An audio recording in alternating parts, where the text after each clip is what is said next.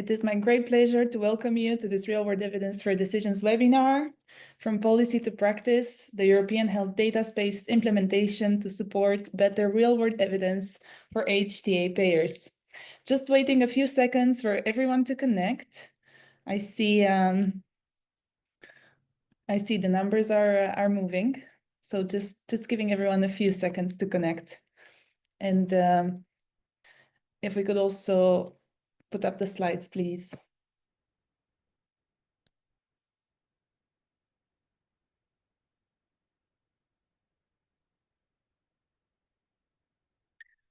Great.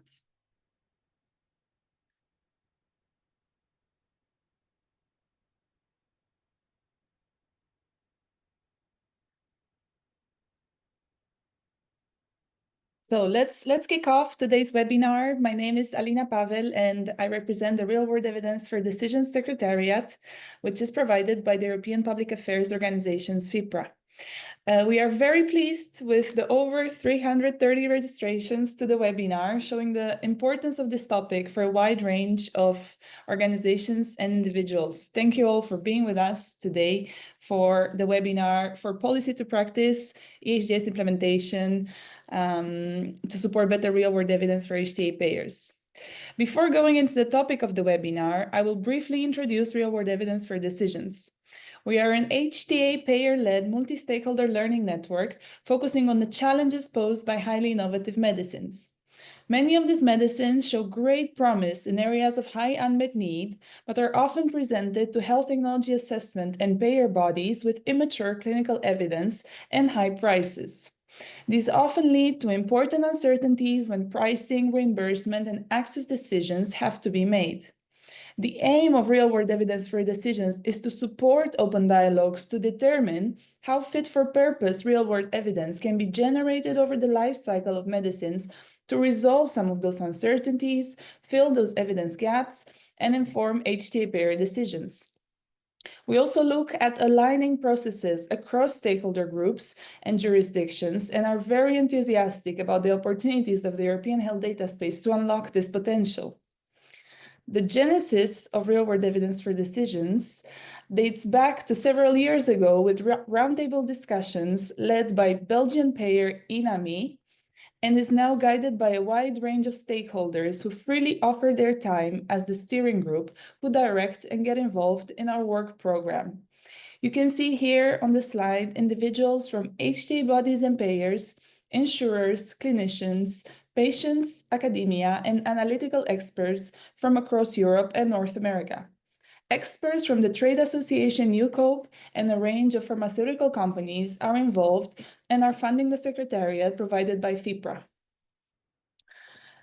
Ever since the announcement of the European Health Data Strategy back in 2020, we have been engaging at the policy level in calling for a real-world evidence learning network within the European health data space, and are proud to have organically evolved into that today. Our key contribution to the European health data space has been to call for the inclusion of real-world evidence and HTA payer considerations in the regulation.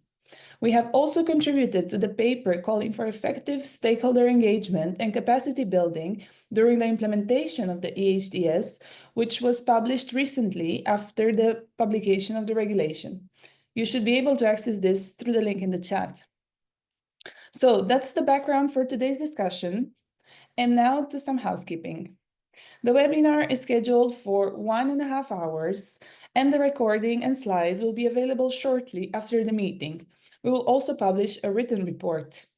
There will be plenty of time for you to provide input to the discussions via the Q&A function in Zoom, where you can also upvote other participants' questions. Please make sure we can see your name and affiliation when asking questions. And without further ado, I would like to introduce the webinar co-moderators, who are real-world evidence for decision steering group members.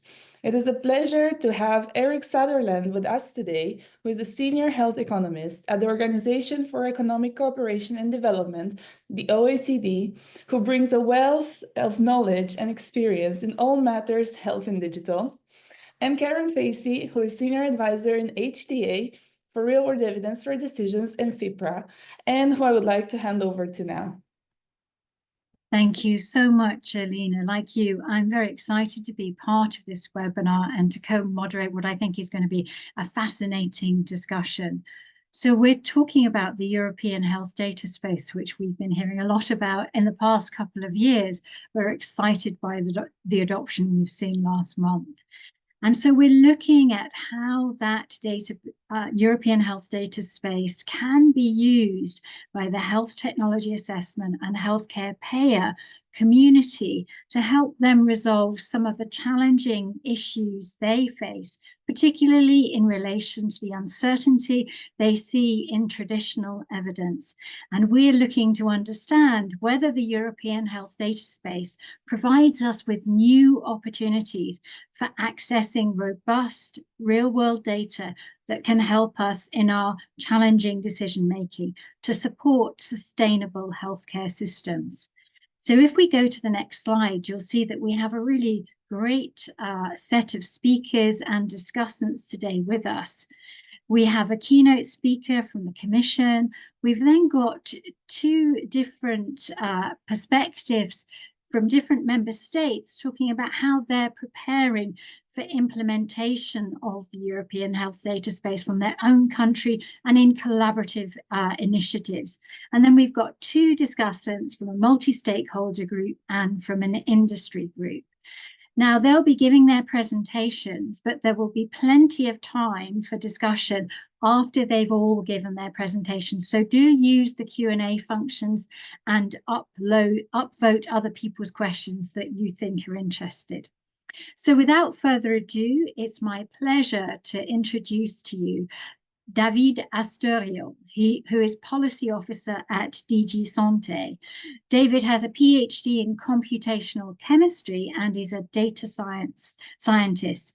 And he's been the Policy Officer at the Digital Health Unit of DG Santé since 2021, focusing on the European health data space and contributing to projects like the COVID-19 certificate and the European reference networks for rare diseases. So over to you, David. Thank you very much, Karen. It's my pleasure to be here. Thank you for the introduction. It's just me a couple of seconds until I share my slides, and I hope you can see them. As of now, can you please confirm that you can see them? They are just loading, David. Yes, we can see them perfectly in presentation mode. Thank you. Thank you. So welcome, everyone. Good afternoon. Today, I want to bring you to the future. And the future, it's approximately March 2029. Why is this date? This is because it will be the date in which the EHDS will be functioning and that we will all be able to make use of it in its almost full power. I will get more into that later. So today I want to present how the EHDS will work and how you will be able to use it for your purposes. And before we go to that, just a brief introduction on the European Health Data Space. As I hope you know, the European Health Data Space has three main parts. The first one is the primary use of data. It's the data that it's used for delivery of care. Then we have secondary use, is the use of the data for other purposes for which this data has been recorded. And then we have the part on the requirements for electronic health record systems. And of course, today I will talk about the secondary uses of data. The main objective of the secondary uses of data of the European Health Data Space is making more data available for research, policymaking, innovation, and competitiveness, and doing so in a safe and secure privacy manner. So how is the regulation trying to do this, and how is it explained or mandated in the regulation? So the EHDS first establishes common rules on different things, and these are this one you can see here at the top is who has to make the data available, very important, which data have to be made available, for which purposes, and under which conditions. I have laid out here the articles of the regulation in which this is defined.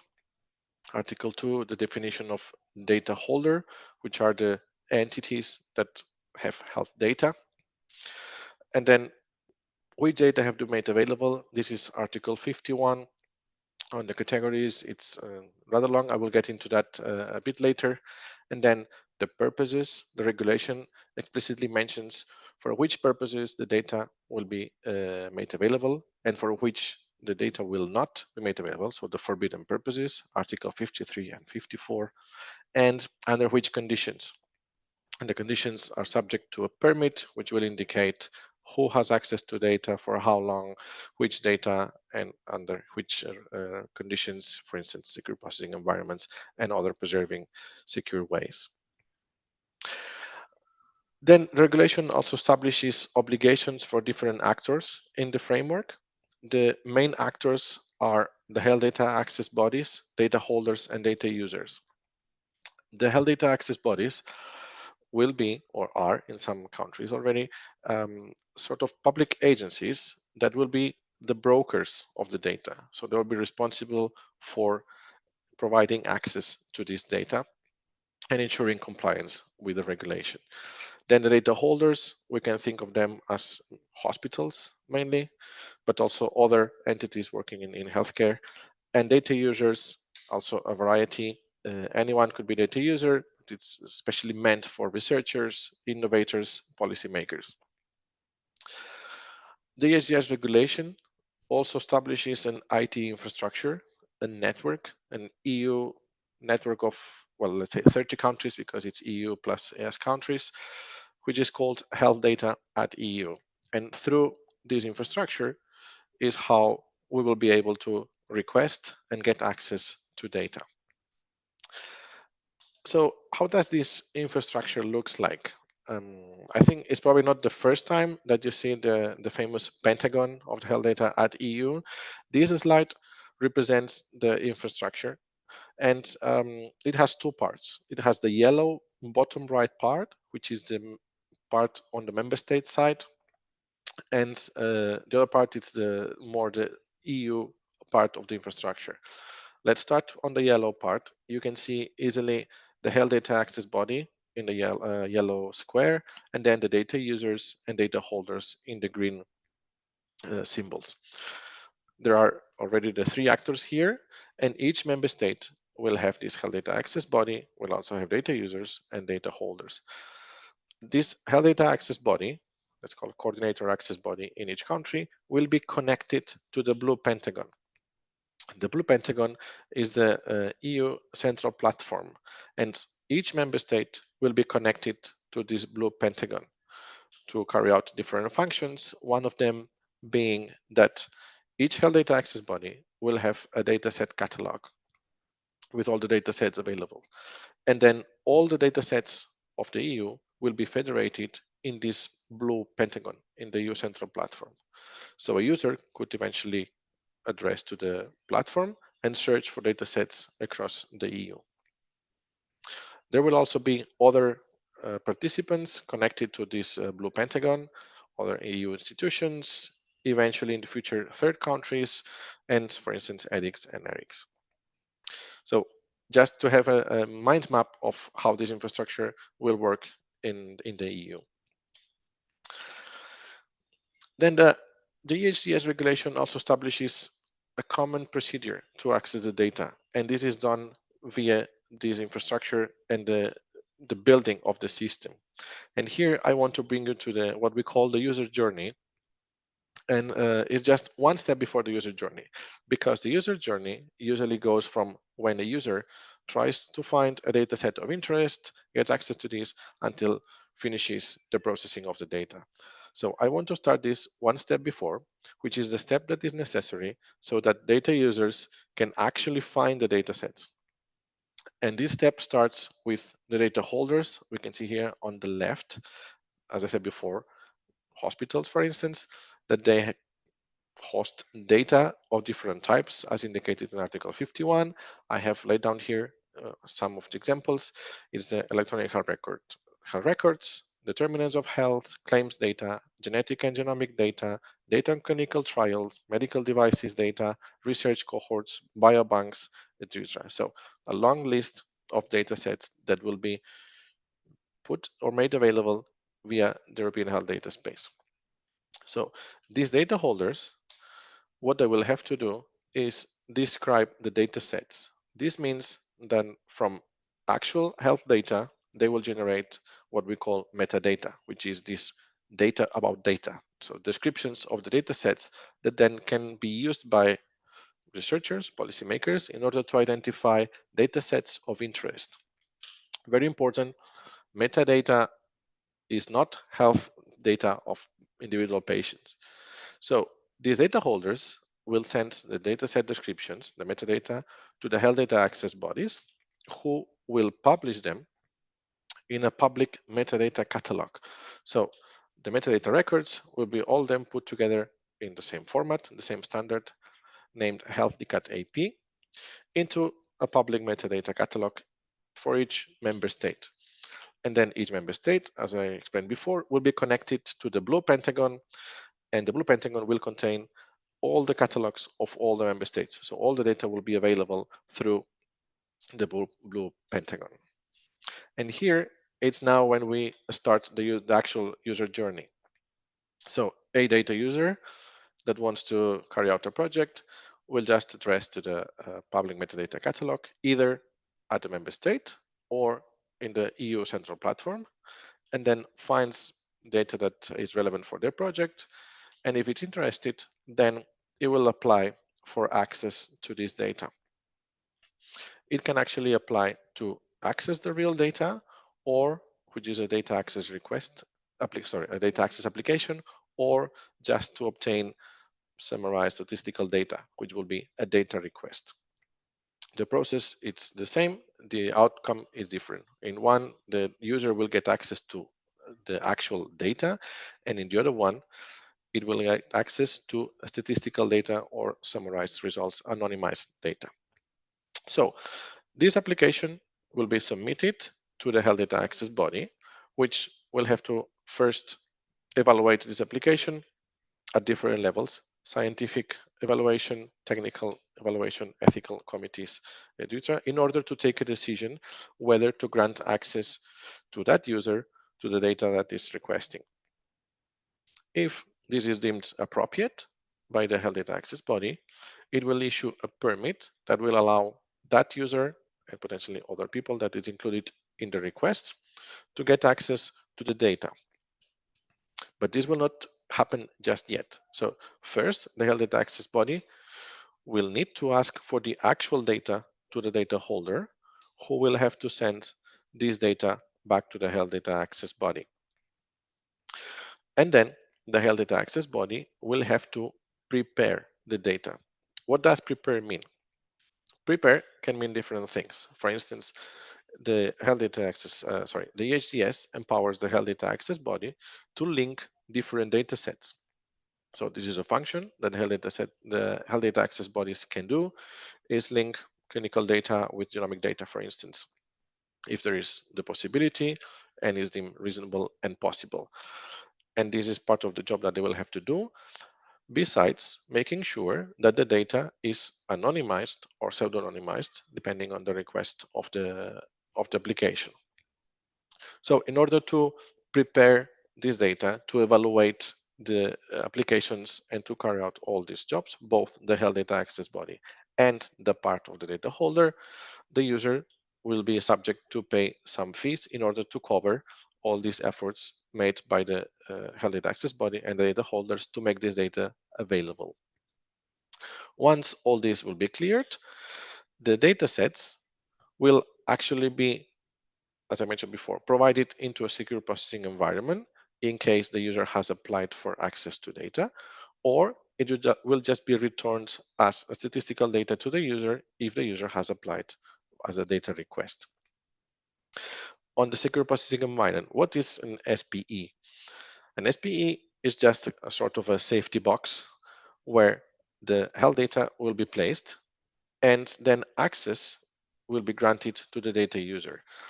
This SPE is a secure virtual machine, if you want to call it, with restricted access and monitored activity. There, the data user will be able to process and analyze the data, carry out all the analyses and studies that it wants, of course, following what is requested in the permit. And then at the end of the process, the data user will be able to extract the results of the process, but not the data. The data will stay in the SPE.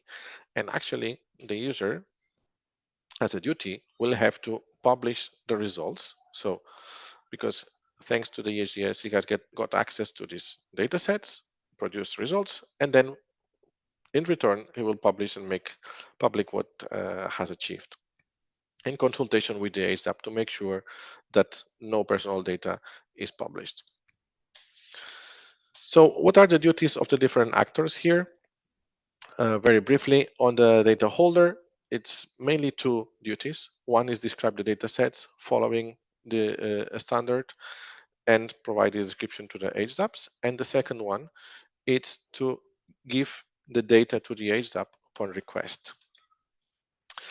The data user, as a duties, well, will have to find the data set, fill and submit the application, pay for the fees, and then process the data according to the HDS, and finally make the results public. And finally, the HDAPS has a number of duties. Not all of them are here, but basically to publish the metadata records in the public catalog and maintain it, of course. And then it will have to manage the applications, meaning evaluating the application, getting the committees, taking a decision, preparing the data, asking for the data to the data holders, placing it into the SPE, and monitor and ensure that all the processes is done according to the regulation. Also, I didn't mention it, but GDPR still applies in terms of minimization of data, privacy preserving, etc., etc. In addition, the HDAPs are subject to transparency rules that they will have to also make public the applications are received, the decisions taken on the applications, and the results, etc. And there is this little part of the fees that, of course, the data holders will also receive part of the fees paid by the data users in order to cover for the efforts made to make this data available via DHDAPs. Finally, the EHDS also provides this streamlined process and safeguards for privacy and for preserving the privacy of data subjects. How is that? Well, I just explained this. The privacy is preserved by design, and design is following this workflow of having a data access application, having the evaluation by the HDAP, then specifying in the permit who can get access, monitoring the activities, being transparent about the uses and the results, etc. Of course, there is a part of anonymization and pseudonymization of the data, which is the way in which the data will be accessed, making the data available in the secure processing environment. And finally, there is also the possibility of opt-out for the citizens. The EHDS regulation also explicitly mentions that the citizens need to be able to easily opt out from their data being used for secondary uses. And the streamlined process is, for instance, the blue pentagon that I was mentioning before, where a data user can just access the dataset catalog, identify 10 data sets from 10 different countries, fill in a single data access application. We call it the common data access application, and then just submit it. And it will be automatically submitted to the 10 different HDAPs and the 10 different countries who then will evaluate these applications individually on a case by case. So this is streamlining the process to find the data and requesting access to the data. As I said, how will this happen? Well, some thought that this would never happen, but last month the EHDS was published in the official journal of the Commission. So we are in the left dotted red line, March 25, which is when the regulation or the clock starts ticking, and the regulation enters into force into stages of 2 years. So +2, +4, +6. What happens at +2? At +2, some of the chapters starts to apply. For instance, the governance bodies of the HDS will be formed in March 27. also besides that, the implementing acts that will define the technical specifications of the EHDS will also be adopted by that date. Then there are 2 extra years until 2029 for member states to set up the whole thing, also for the Commission. And then in March 2029, we will be able to get access, to check for the catalogs, identify data sets, submit applications, and get access to data. To all the data, no, because the sensitive data, like you can see in the red stripes in the middle, these selected categories like genomics and omics data will only be made available in the EHDS in 2031, so 2 years after. And then the last one, from 2035, there will be the possibility for third countries to also connect to the system, provided that they comply with the regulation and they provide similar possibilities for EU countries in their countries. So this is all from my side. Thank you very much for your attention, and I'll be very happy to answer any questions that you may have. Thank you so much, David. That's been a really insightful presentation that shows us how you can build in privacy by design within a system. You can join up, you can standardize what member states are doing to bring the wealth of data we have in the EU together to improve healthcare in a number of different ways. There are a range of questions in the chat, but in the interest of time, we'll keep going through all the presentations. And David, I'll ask you just to have a look at those. Some of them are very straightforward clarifications like, will you be using OMOP, etc. Some of them we will save for our panel discussion. Because at this point, I want to kind of move from that view of the system at the EU level and how it relates to the national system, and look at that in a bit more detail about what member states are doing for their preparedness for full implementation by March 2029. And for that, I'm going to turn to Mari Parkinen, who has a background in research and data policy, particularly working with FinData. We all know that Finland has great data, and she's currently project manager of the FinHits project, which is preparing its health data infrastructure to be aligned with the European health data space. Thank you very much, Mari. Thank you. I'll just share my slides. Hope you can all see them by now. They just take a second to show. It's just coming through, I think, Mari. Yes, that's perfect. We've got them in presentation. Thank you. Yes, perfect. Hello, everyone, and thank you for the invitation. I have to say I'm very excited and happy to be here today. Just to give you a little bit of background information, I have first a few slides about Finland, the Finnish system, FinData, what we are doing, and then I have a few slides from our FinHits project, where we are strengthening the existing secondary use infrastructure and preparing for EHDS.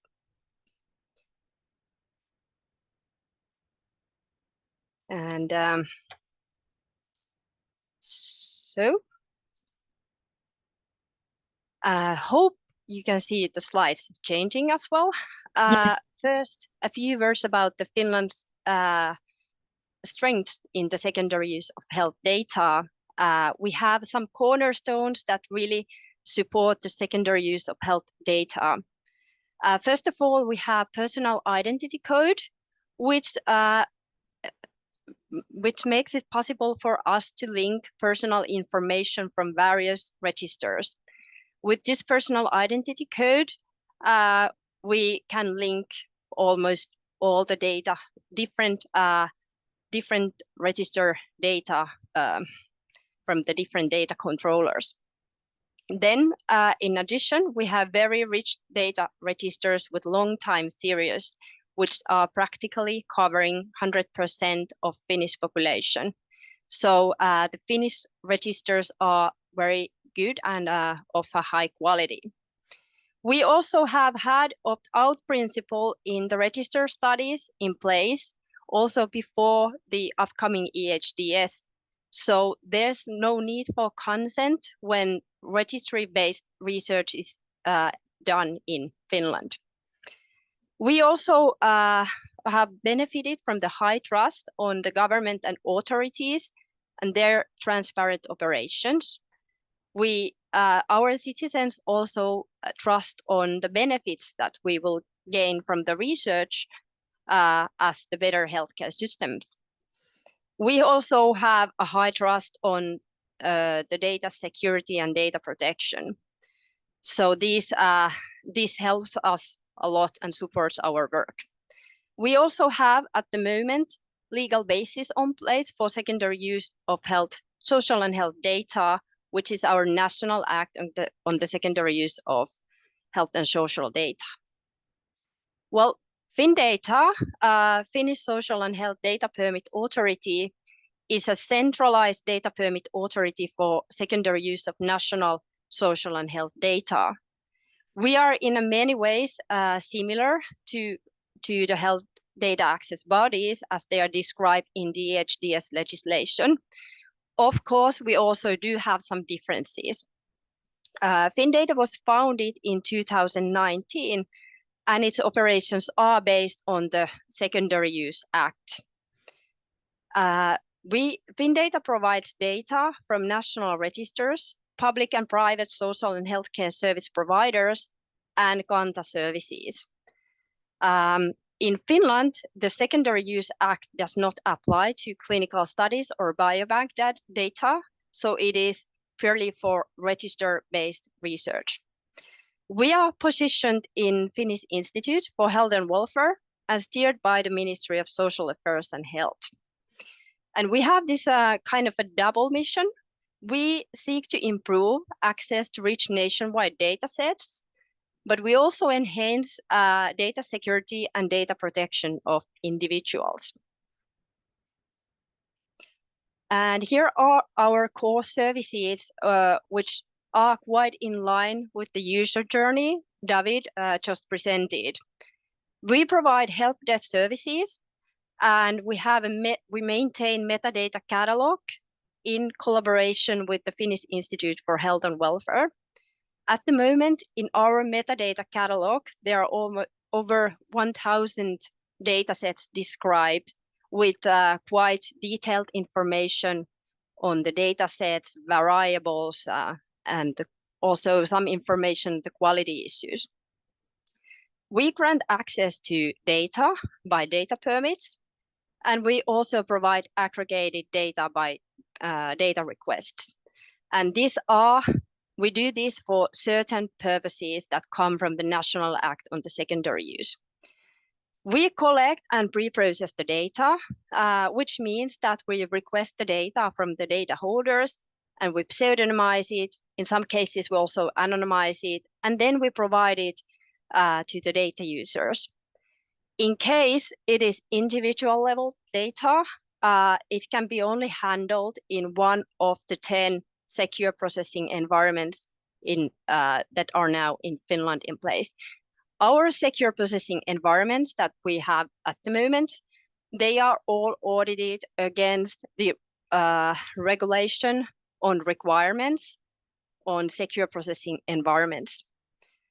FinData provides one of those secure processing environments, Kapseli, and then we offer this data transfer services.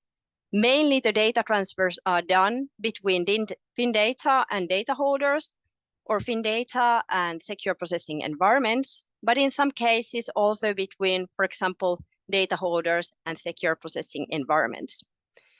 We have been operational over 5 years now, and for this moment, we have over 1,500 applications received. We have made over 1,400 decisions, and we have, in our own Kapseli environment, we have over 800 users. Okay, during our FinHits Strengthening Finnish Health Data ICT for Secondary Use, during this project, we seek to strengthen the Finnish infrastructure to ensure efficient and secure secondary use of health data. As we have very similar infrastructure in place as is required for the EHDS, we want to strengthen and solve some of the challenges we have faced this far. We want, during this project, to enable Finland's smooth participation in the EHDS. And our third objective is to share information to other member countries so that they hopefully are able to avoid some of the pitfalls we have faced this far. We started this project in November 2023 and will continue until the end of October 2027. The funding comes from the EU for Health program, the direct grants to member states for setting up services by health data access bodies, secondary use of health data. The development work we are doing during the FinHITS project is based on, of course, the European Health Data Space regulation, but also to the practical experiences, feedback, and insights we've been collecting during the project and also before the project, but especially during the project, from the national stakeholder groups and our customers. We also follow closely EU projects and collaborations, such as TEHDAS 2 and Community of Practice, to be updated on the EHDS implementation. And this far, regarding the project, one of the main challenges has been the project timeline. We started before we knew the official content of the EHDS regulation, and we still do not know the content of all the implementation acts, or we don't yet know about the national implementation. Here's listed the 5 key areas of development we will develop in the FinHITS project. The first is our data access application management system.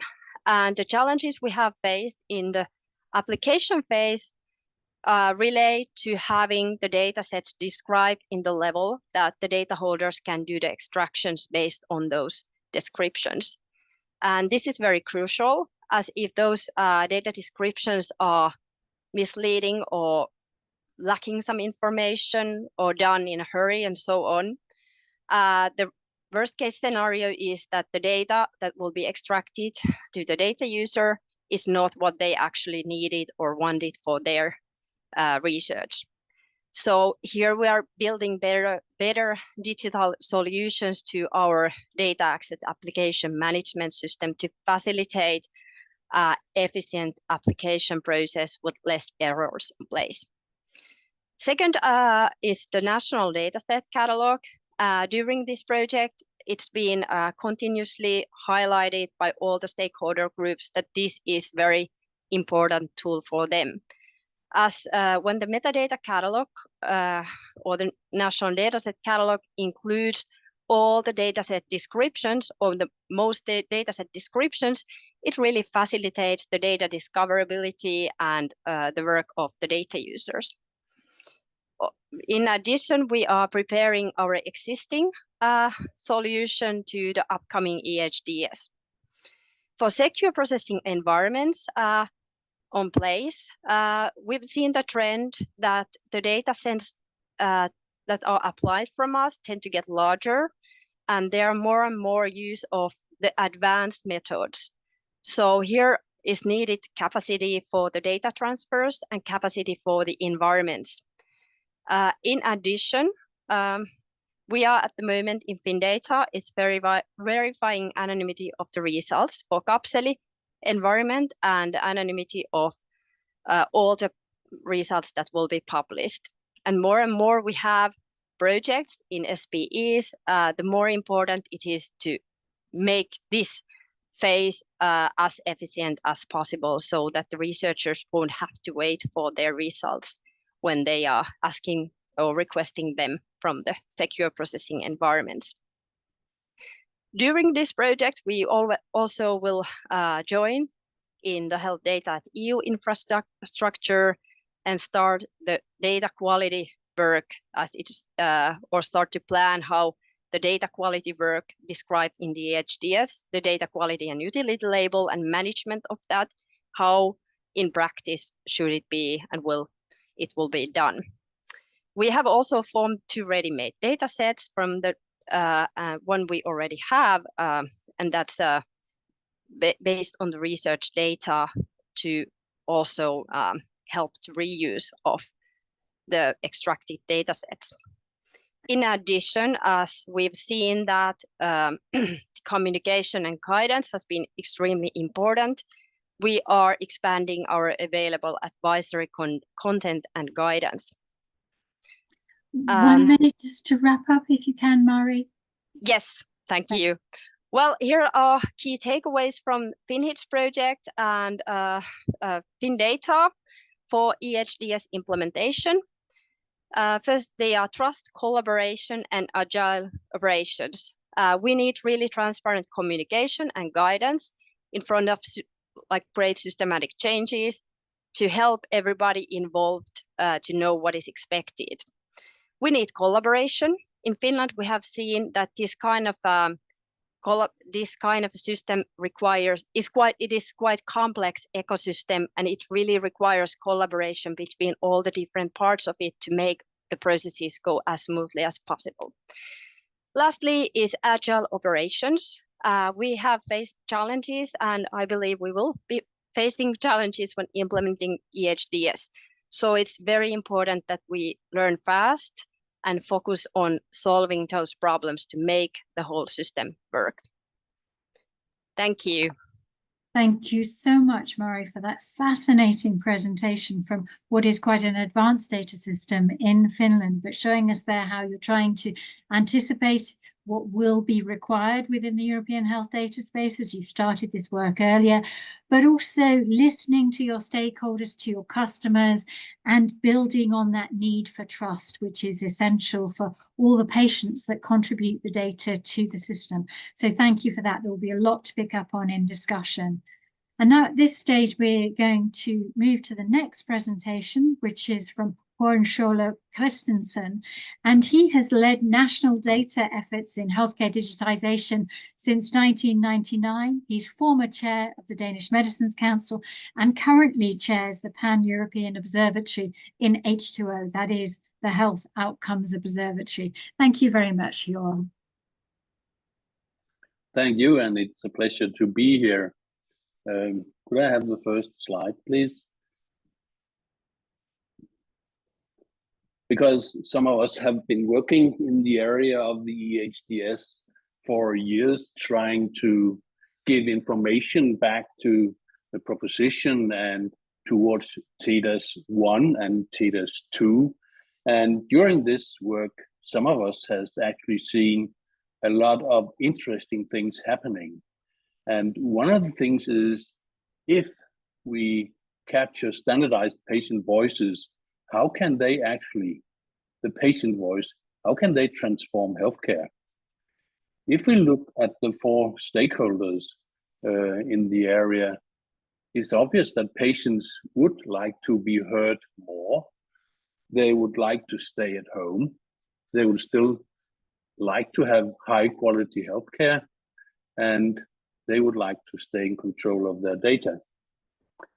The hospitals, the healthcare providers, they are already struggling to deliver healthcare to the expanding population of elderly, and they cannot basically, due to resource constraints, increase the number of employees. And still, they want to do more research. Coming from a health technology agency and together with the EMA, European Medicine Agency, I've seen the process where new drugs come early on market with few data. And it's really difficult when you need to put them on the market and use them for patients, and the prices are high and the evidence is low. And we need more data to implement those new drugs. And we need the patient voices to it. And of course, the pharmaceutical industry has seen that problem as well. And they basically have seen already that they need to have more data, and they need the quality of life data which patients have. On the next slide, just an example as how an HTA authority can see here different new drugs which are really relevant for patients, but difficult to put into practice. And as trying to do it in Denmark, I've seen how when we go to the EHRs, the health records, we have a lot of data in many countries, but it's difficult to find sufficient data about quality of life. I know healthcare providers are busy, but patients do not actually have time to deliver qualified details about quality of life. And those data are necessary to capture the value of drugs. So we need patient-reported outcomes. So the thought behind the H2O was to provide an alternative to using EHR data alone, but listen to the patients, and we think still it will greatly improve the value of the decisions in the HTA and in EMA if we listen more to patients. Next slide, please.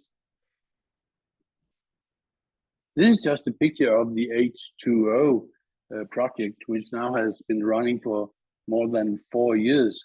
And it's basically trying to how to collect data, not what to collect, because we know basically what to collect, but we would like to try to do it in the real world. So those 4 countries, Austria, Germany, Netherlands, and Spain, agreed to do the project and collect data from patients within 4 diseases, that being inflammatory bowel disease, lung cancer and breast cancer, and diabetes, and collect the patient-reported outcomes and see how easy or difficult it is. And this has been going on for years, and it's possible, but you need to work on it. And for the last year, we have been creating a pan-European health outcome observatory, which is actually an independent legal entity, which is run by a multi-stakeholder board with clinicians and patients and companies. So we try to make it possible to use the patient-reported outcomes in this setting. So the idea is that the hospitals for primary use and secondary use using the EHDS, as beautifully described by David, we collect the data from the patients and we send them through the local national systems with the trust that is necessary in each country, like Mari explained from Finland, and then they can be used for secondary use as well. Next slide, please. And this is just, now we've heard David explain about the EHDS, and this is just how we have implemented the EHDS, because we are still waiting to see the full-blown effect of EHDS in the 2 plus 2 years.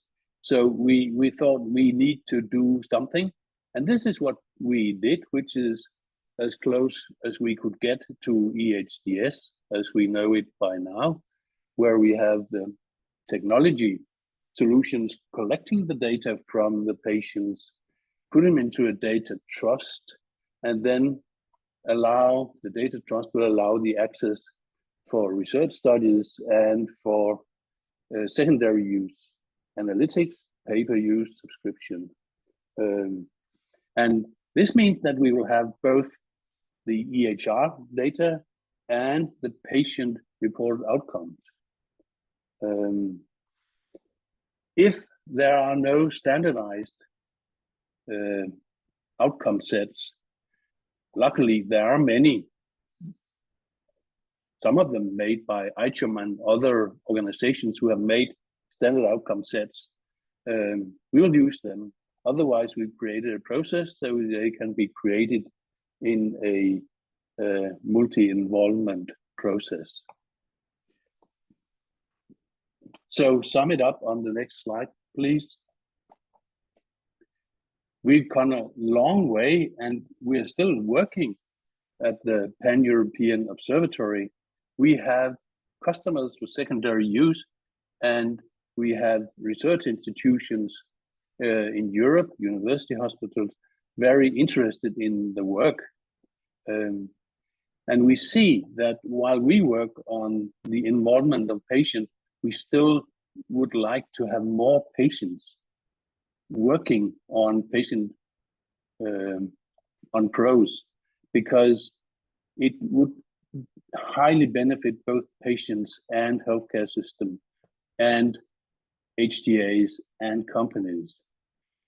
And of course, it's critical to have the standardization of health outcome sets done, but we see that it has been done in a lot of cases. And before, Mai just mentioned the need for trust, and we've done a lot of work on trust and making the setup and the legal framework for it according to the EHDS, which is not that easy, but we have succeeded, and we are working in that model. Still, we haven't finished. We are in business right now with real data and real patients and real business cases. So we see it's growing, and we think the value of the whole idea of involving patient voices is huge. So we should emphasize the use of direct patient voices. Next slide, please. So thank you from me. Thank you so much, Jochen. And I can see in the participants list, there are a number of patient representatives on the call today, and I'm sure that they're all cheering to say, yes, we need to go beyond what's in the electronic health record to what matters to patients. So not just patient-reported outcomes, but patient-relevant outcomes. And it's great to see you working across 4 countries to bring that together in a consolidated and trusted way. And I'm sure that we will discuss more about PROs in the panel. But for now, I'm going to hand over to my co-moderator, Eric, who's going to introduce our 2 discussants. Thank you, Eric. Thank you very much, Karen, and thank you to Aaron, David, and Jorgen. I think all of the talks so far have been great, talking about the importance of trust and also the need to collaborate, not just within the health system, but also recognizing that the public are meaningful participants and collaborators in the health system itself. I'm actually disappointed that I changed my pin today, because I've been wearing the pin for the organization Data Saves Lives for the last few days, which is a patient-based organization really advocating for the appropriate use of health data for the betterment of individual and community health outcomes. So I'm very much on the same page about the importance of that. Having said that, I'm going to take a moment now. So for the next 2 speakers, we're not going to have a lot of slides, so you can stop sharing your screen. Sorry, actually, that's great right there. Perfect. So I'm going to first take a moment to introduce Ingrid. So thank you. She is the founder and managing director of Innovigate and brings over 30 years of experience in life sciences and healthcare strategy. Her experience spans market access, regulatory compliance, and business development. She also plays a key role in the real-world evidence for decisions, multi-stakeholder initiative, which is a mouthful and a half, supporting collaboration and innovation, the use of real-world data for healthcare decision-making in Belgium. So with all that said, hello, Ingrid. Hello, good afternoon. Making sure your mic is working. Excellent. So we've heard a lot about the European health data space, the opportunities, but also some of the real factors that are essential for its success. I'm interested to know from your perspective, where has this approach been used in practice? And can you tell us about, I know there are some examples that you use it in practice. So can you tell us about some of those examples? Yeah, in fact, the Real World Data for Belgium initiative aims at building a future-prepared healthcare system. And the objective of this initiative is to secure and support the secure reuse of real-world data, as has been explained in this webinar today. For different purposes, for improvement quality of care, for research, for reimbursement, but also in general for economic and ecosystem development. In fact, it's a multi-stakeholder collaboration, a multi-stakeholder initiative that has been set up in Belgium, and it has been chaired by Jo de Kok, that has also been the initiator of real-world evidence for decisions, as you know. The aim is, in fact, to provide an enabling framework for the governance of data reuse. And we have set up various action groups working on preparing bottom-up the various hospitals to be able to provide structured and qualitative data that can be reused. Some practical experience have then been gained by having two pilots, one on CAR-T to collect data in a very convenient way for the clinicians and make it available for reimbursement, but also for research. That's on the CAR-T for multiple myeloma application. And then the other pilot has been on rare diseases for ATMP, so cell and gene therapies, especially in two rare diseases, one in Duchenne and another one in hemophilia. So with all these examples, these pilots, they are a bit extreme examples that has helped to develop a decision tree that could support the selection of the data, the core data sets, but also to agree on roles and responsibilities of each of the involved parties, the roles of the doctors, roles of patients, roles of registry holders, but also more explicit explanation on who can have access to data, who can have access to the reports, who will do the data analysis, and so on. And then a second element that has been developed, another tool that has been developed beside the decision tree, is then also the real world data collection collaboration agreement template, which supports a setup of multi-party agreements to formalize the collection of real world data, the reuse, but also organizes not only the roles and responsibilities, but also the governance aspects, and also very important, the funding aspects that are associated with these kind of efforts. So besides these two tools, we also developed, together with all the hospitals in Belgium, a playbook to make them future prepared for real-world data reuse, and have also organized various hospital exchange meetings and visits to share best practices amongst hospitals in the way how they implement the real-world data reuse procedures, methods, and so on. So that's in fact what real-world data for Belgium is all about.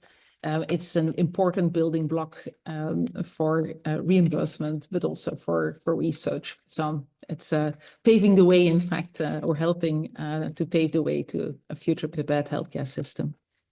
I would absolutely see that. And in particular, the work you're doing around rare diseases, I think is pertinent from the perspective and the aspirations of the European health data space, because often member states of the Union may not have sufficient population in order to be able to say something meaningful about people with rare diseases, whereas we can do as a European community of 500 million people. So I think it really demonstrates both the imperative and the value of working together. And I'm sure that you know this better than I do, but I've heard something like 20% of people have some form of rare disease. So while individual rare diseases are rare, their incidence is not. And so we all know somebody with some form of rare disease, and I think it's really important to be fostering the type of collaborations you have. And I think the playbooks, especially the roles and responsibilities, are going to be really, really beneficial for you. And we could talk a bit more about that in the next section. But for now, I will move on to our last speaker before we go to the open forum. And before I introduce Alexander, I do want to note for folks, please keep on adding things to the Q&A. There's a ton of questions in there. And I would certainly encourage panelists, if you have the opportunity to look at the Q&A, some of those are relatively small questions that are small as in easier questions to answer. And so please take the time to answer those. And if your question has been answered, please look at the Q&A function so you can see the answers to your questions. So having said all that, I'm going to move on to Alexander. So I'd like to introduce Alexander Natz, who is the Secretary General of the European Confederation of Pharmaceutical Entrepreneurs. He also practices as a lawyer and advises pharmaceutical and biotech companies in regulatory and pricing and reimbursement decisions from an EU and German law perspective. Alexander.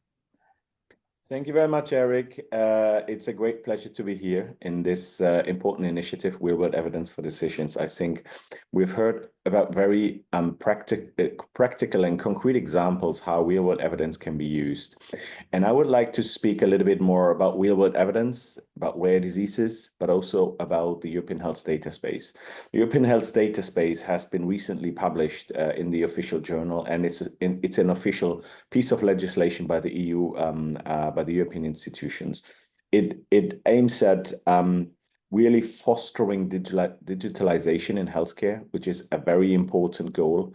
And when I heard first time someone speaking from the cabinet of the commissioner about the European Health Data Space, I really saw it for a long time. I haven't thought about it so clearly, that this is a very important move, and this is really a piece of legislation which can make Europe more competitive. And you wouldn't be surprised to hear that in industry, we talk very much about the competitiveness of the European industry versus other parts of the world these days, when we are living in times which are probably more unstable than before. But one thing is for sure, when I travel to the US, when I speak to US companies in pharma, biotech, and also medtech companies, I think there is a huge interest and appetite about what we do in the European Health Data Space in Europe and what we do about real-world evidence. You touched on real-world evidence and the importance of real-world evidence when it comes to rare diseases, Eric. I could only echo that. It's key to make sure that we are identifying data gaps in health technology assessments, if there are data gaps. And we've seen, especially in an unknown territory, as very often we find it in rare diseases, we do see data gaps in the submissions, be it at the national level, and we will probably also see them in the EU HTA, which is soon to come in place, or which is in place for ATMPs and oncology medicines, and will be in place for rare disease medicines as of 2028. So identifying data gaps, and really, and I like to emphasize, then have robust and high quality real-world evidence which answers very clear questions of the payers and the HTA systems. To close those data gaps over time is key, and is very much, if I may say that, also appreciated from industry, that we are taking the time, rather than saying no to innovative medicines, to reimbursement for innovative medicines, but rather taking the time to give the company some time together with the physicians to generate real-world evidence to close those data gaps. That is key, and I think that is very important, and we see that very positively. So it is all about the quality of the real-world evidence. When I look at the European Health Data Space, real-world evidence is part of that package. It has been clearly addressed by the European Parliament and is part of the package in the European Health Data Space. Now, when I talk about the competitiveness of the industry, it is certainly about making us more digital, making us more digital cannot only be done at the EU level, it needs also to be done at the national level with the involvement of hospitals, with the involvement of payers, and ultimately also, of course, physicians and patients.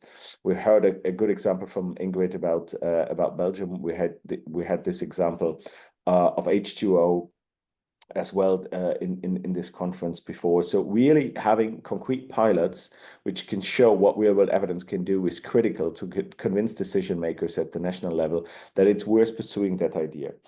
I would also want to mention that it's not only about closing data gaps in rare diseases, it's also about value-based healthcare. When we have been talking in conferences 10 years ago, few of us would have thought that pay-for-performance models, outcome-based agreements would actually work. But nowadays, we've been seeing that many of those models have been used in rare diseases, but even more in ATMPs, in cell and gene therapies, where the long-term effects of a medicine are very often uncertain.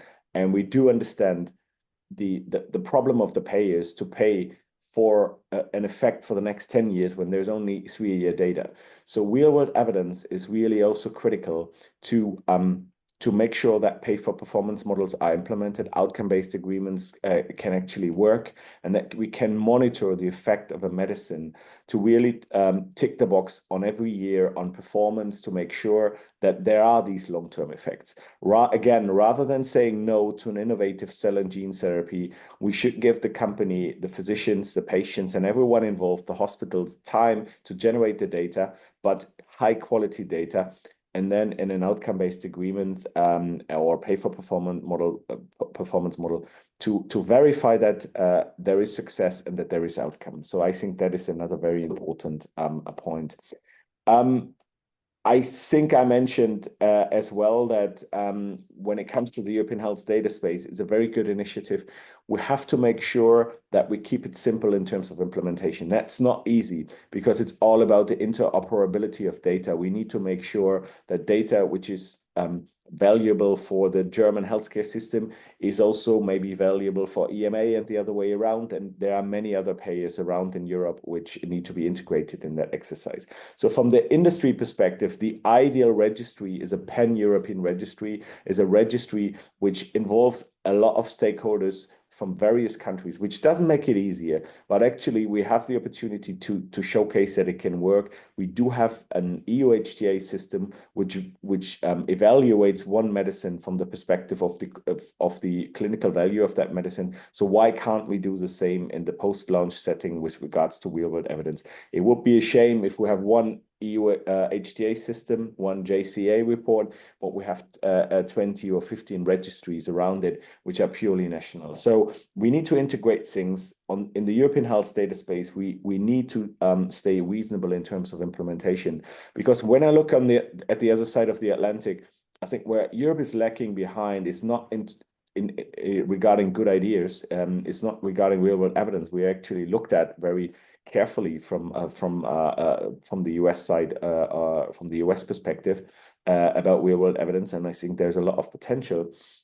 But I think where we can get better is simple implementation. This is where I think we have some shortcomings in terms of these complex pieces of legislation. As I said, these pieces of legislation are complex, but we sometimes need to keep it simple. So that is my plea for the European health data space and also for the generation of real-world evidence. Because real-world evidence, and I like to thank Karen and the whole initiative, the whole team around the initiative, is so important, and we've been definitely halfway in implementing real-world evidence in key pieces of legislation, in important national and also European legislation, but we need to make sure that the implementation also works in Europe. So that is a bit my plea, and I hand over back to you, Eric. Thank you very much. Well, I'm going to build on that plea directly, Alexander. So thank you very much for that. I very much appreciate where you're going forward. The whole financing schemes is not the right word. Financial models around this work are going to be crucial for us to work around, because it's going to be a transition from our legacy financial modeling processes to what we think how to finance care effectively most going forward. So Otherwise, I think it's going to be a really interesting journey that we're about to be on. But having said that, and just looking at the chat, you guys have done, the audience has done a fantastic job of providing questions. We've got about 10 minutes now, or 20 minutes for questions, so we'll take it from there. So I'm going to start with a question that was directed at David, but I'm actually going to open it up more generally for the whole audience, because like pertinent what we're talking about here today, and Alexander touched on this a bit, is the European health data space. And so my question, so I'll start with you, David. What do you see as the biggest challenge in implementing the European health data space? And how do we overcome whatever the most important, the hairiest, nastiest challenges that you see? So I'll start with David, but then I'll invite the other panelists to lean in too. Thank you, Eric. Well, challenges, I guess there will be a few. The one that I personally see it as the biggest challenge, I think it's going to be I call it the last mile. So making sure that all the data holders are aware that they have to comply with the regulation, getting them to describe their data sets in the right format, submitting it on the right time. So in a way, this is not the Commission direct responsibility, is more on the member states side.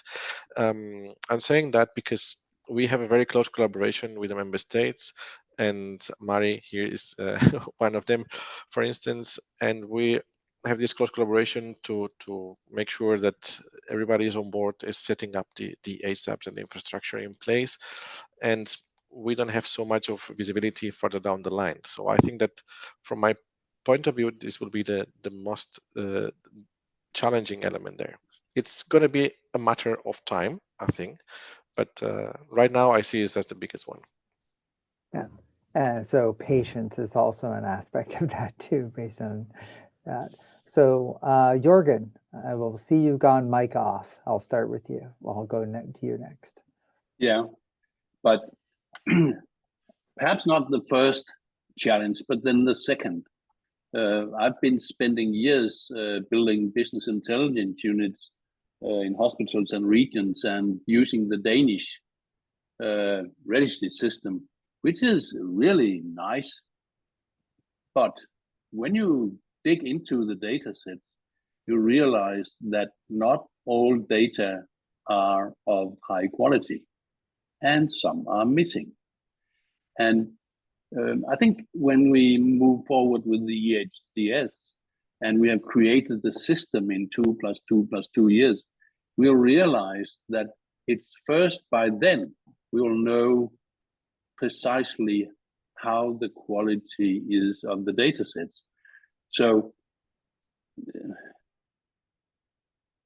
and at that time, we need to go back and ask for better quality of data sets. And I think that will only happen when we have the data. It cannot happen before. We can make some tries on it, but it's really difficult to do while you do not have the data collection. But when you have it, you'll know. And I've seen data sets which I thought were perfect because I've been working creating them. And I'm sorry to say they were not perfect either. Cool. Very, very cool. And it really emphasizes that without good quality data, everything else we're trying to do in the health system from a digitalization perspective, evidence-based, et cetera, is not going to work. Having said that, I'll pass it over, the mic over to you, Ingrid. Yes, also within real world data for Belgium, we have done an interesting comparison between various hospitals. We asked them to provide data on weight and length of patients. And as you know, weight and length can be expressed in multiple ways. So that made clear what it means when data quality framework has not been agreed, and then indeed data of different quality is collected. So that has led, in fact, to the development of a data quality framework that can be used. And I think that's one, and thank you, Jürgen, for pointing out, I think that's one of the major last mile challenges, as you call it, David, is to have the hospitals, data providers prepared for good qualitative and structured data. And one of the challenges that most of the hospitals and clinicians were raising is then, but that requires additional effort from our side. And we have already a shortage of healthcare professionals. So how can we solve that? Well, that have led, in fact, to the development of a way, and that's very tailored work per hospital, because each hospital has different type of EPD systems, different type of environment where clinicians are used to work in. So to develop a solution that makes it easier for them to immediately at the source collect the data in a structured and qualitative way. And then from there, in an automated manner, further register data into the mandatory registries within the country, like in Belgium, but also the European registries.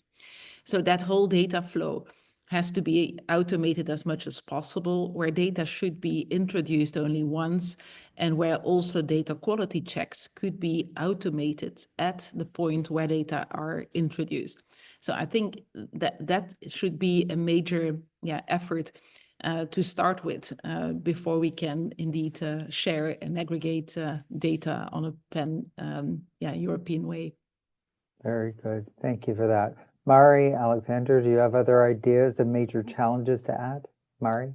Well, I could add another one. I think data quality is a huge issue, and I agree very much with the previous speakers.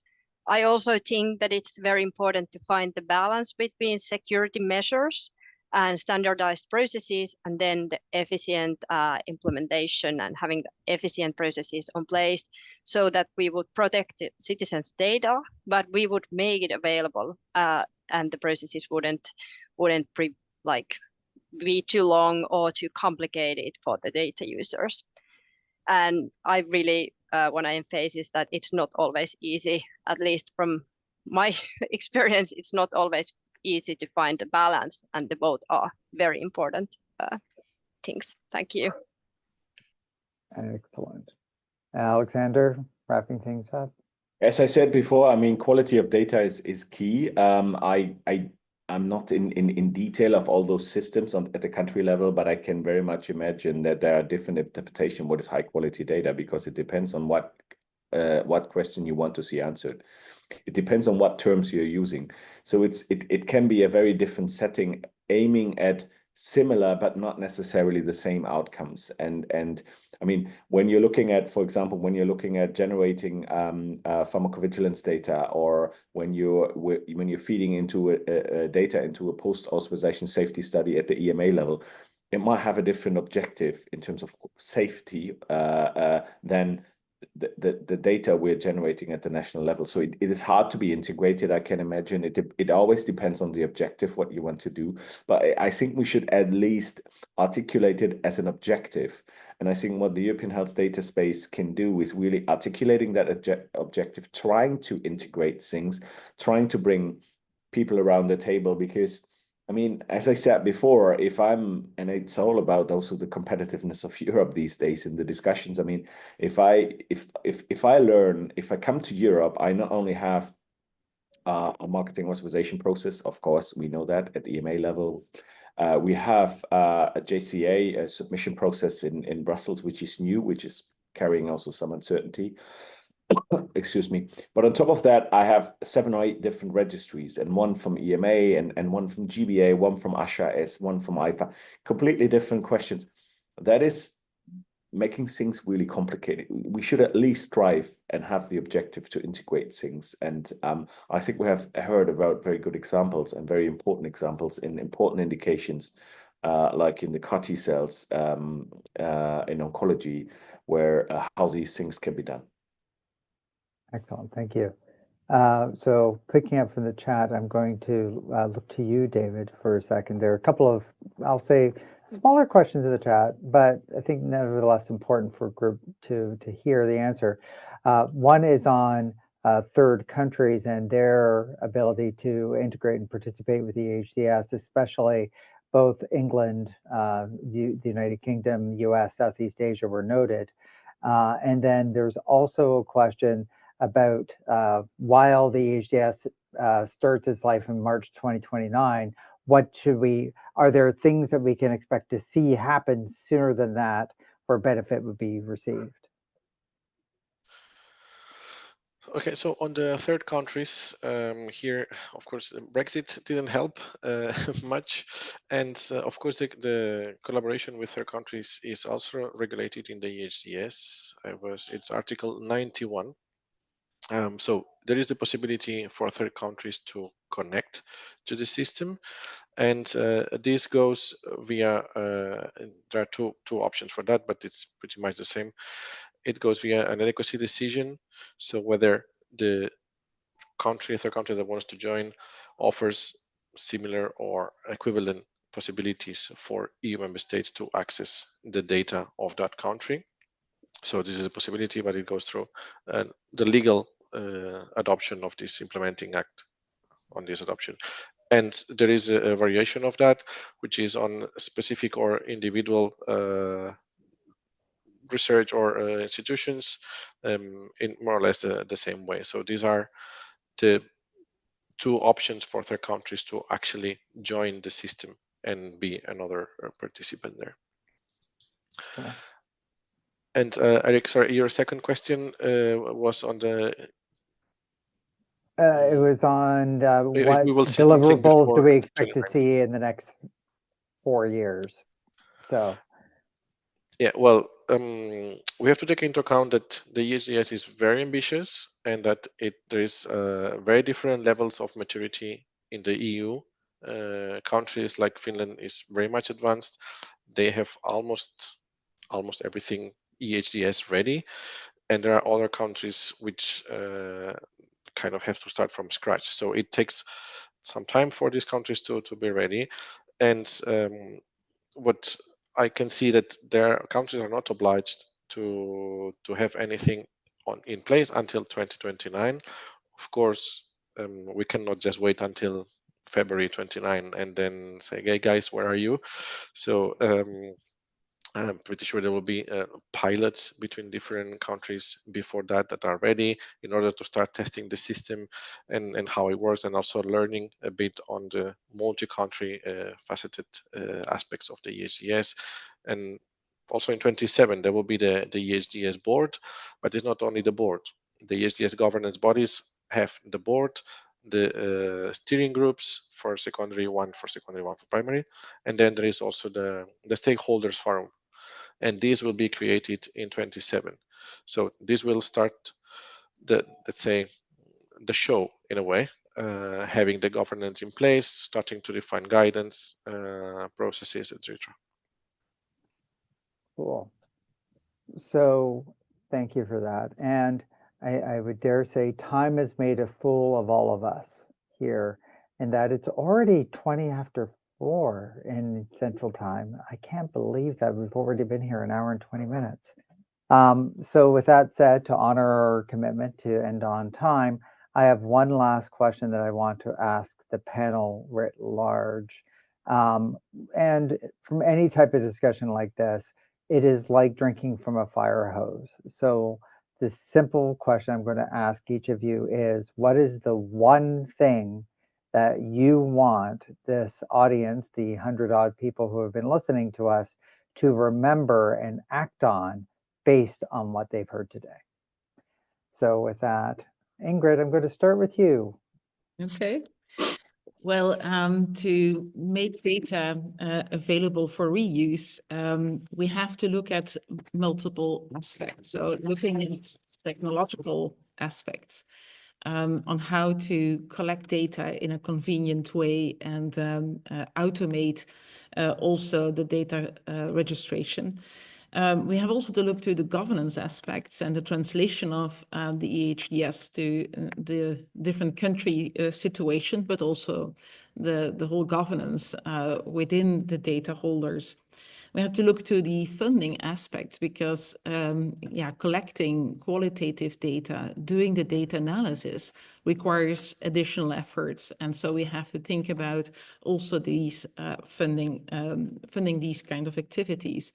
And then there has to be clear roles and responsibilities for each of all the actors, ranging from patients, healthcare providers, but also companies and also authorities have to take a role and a responsibility in this.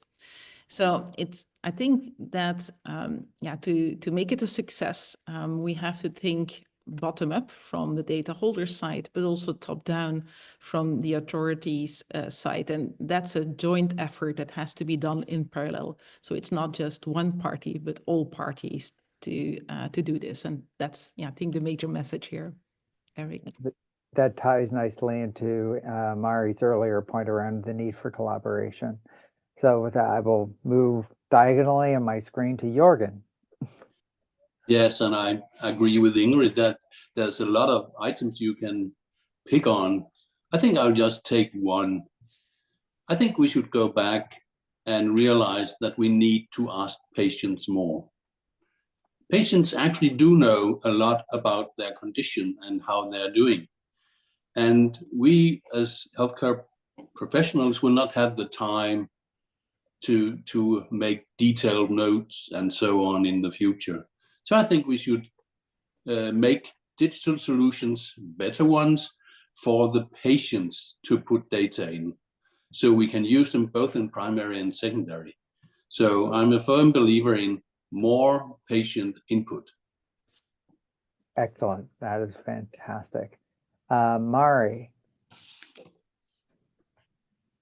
Yes, I agree with the patient input. I'd like to call everyone to, because I think EHDS is a huge systematic change and it will take time, it will take effort, and it is really a collaborative effort. No one can do it alone, or otherwise it will not work. So I'd say that I really hope our participants also participate in the implementation, participate in the planning phase, help to identify challenges. There are, I believe there are challenges ahead. Some we know, some we don't know, some we can't know in advance.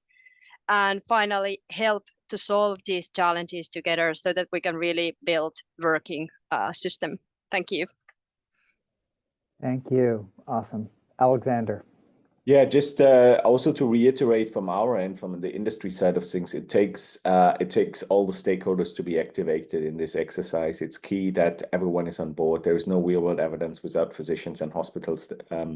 We need everyone on board. We need everyone to be aligned around a common goal to fill in some data gaps. And the second point I wanted to make, and I've touched on it before, staying reasonable in terms of like not blowing up the whole exercise, in terms of like having too many objectives all in one that could somewhat, it has the potential to blow up the whole exercise. So we need to stay reasonable in terms of implementation, both at the European Health Data Space and also when it comes to registries. Thank you. So I would dare say, David, you've heard a lot of things from people, but I think everyone's curious about your perspective about what one thing you want them to remember. Yes, it's difficult to add value after all these interventions, but I would like to say that, and also taking on what Alexander just mentioned, this is and Mari, this is a big change for improvement. And I see that there's a lot of excitement in the community. Everybody is very well involved and pushing forward. And it will also, we have to be aware that this partially will be also learning by doing. And it will take time. A lot of things will need to change. Also societal things will need to change, and in order to get the most out of it. So I will just say, let's all stay focused and keep pushing forward, because it will be great. And collaborate and be agile. So with all that said, I think that our audience has a tremendous amount of information that they've heard in this last hour and a half. On my behalf and the behalf of Karen, I want to thank everyone. And with that said, I will pass it over to Elena for final words. Thank you, Eric, and thank you so much, everyone, for your engagement today. And a special thanks to our speakers and co-moderators for your insightful contributions. I would also like to thank my secretariat team, Serena, Lea, and Andrei, who made it all run very smoothly. So we had an amazing audience, and we tried to answer all your questions. But I know there's still a few who haven't been answered. So we'll try to do that in the written report that we will publish following the webinar. To wrap up, Real-World Evidence for Decisions looks forward to continuing being part of the EHDS implementation journey and providing a trusted platform for multi-stakeholder dialogues. It has been a great pleasure to host this webinar, and if you enjoyed it, do follow the Real-World Evidence for Decisions page on LinkedIn to stay up to date with our activities. You can find the link in the chat, and thank you all once again, and wishing you a lovely afternoon.